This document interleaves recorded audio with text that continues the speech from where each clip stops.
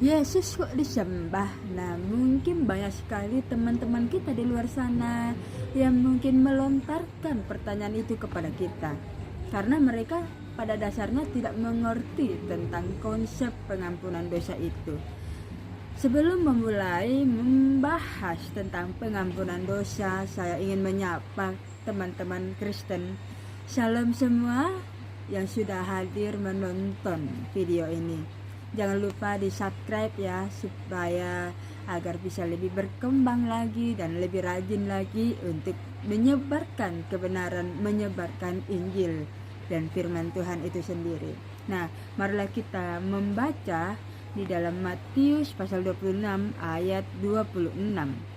Dan ketika mereka sedang makan, Yesus mengambil roti, mengucap berkat, memecah-mecahkannya, lalu memberikannya kepada murid-muridnya dan berkata, "Ambillah, makanlah, inilah tubuhku."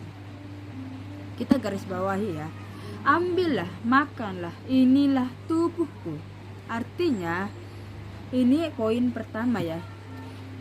2. Yang ayat 28.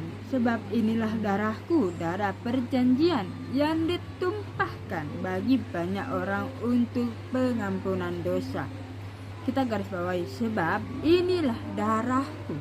Berarti untuk apa? Pengampunan dosa. Jadi ada dua poin intinya, yaitu bahwa tubuh Yesus dan darah Yesus. Artinya bahwa setiap dosa itu harus disucikan oleh tubuh dan darah. Nah, makanya zaman-zaman dulu itu banyak sekali yang harus mengkurbankan sapi, domba, tekukur dan macam-macam sesuai kemampuan orang-orang masing-masing.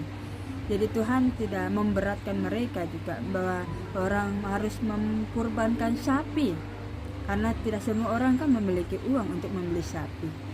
Ada yang tekukur, ada yang kurban domba, kurban macam-macam sih. Jadi caranya dosa untuk dibersihkan itu adalah dengan mengkurban.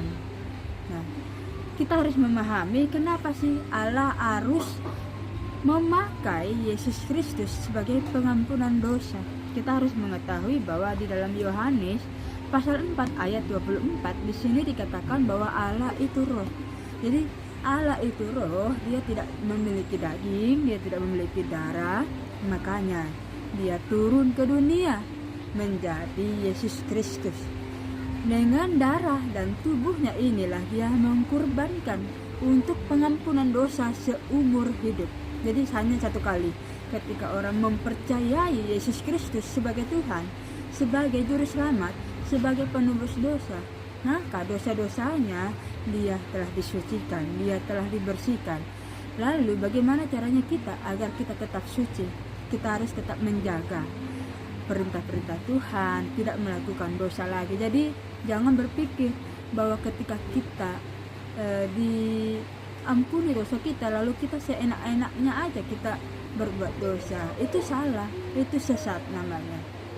Artinya bahwa kalau kita diampuni, kita harus tetap menjaga kekudusan, karena tanpa kekudusan kita tidak bisa bertemu dengan Tuhan. Kenapa kita harus menyembah Yesus Kristus? Karena dia adalah penebus dosa.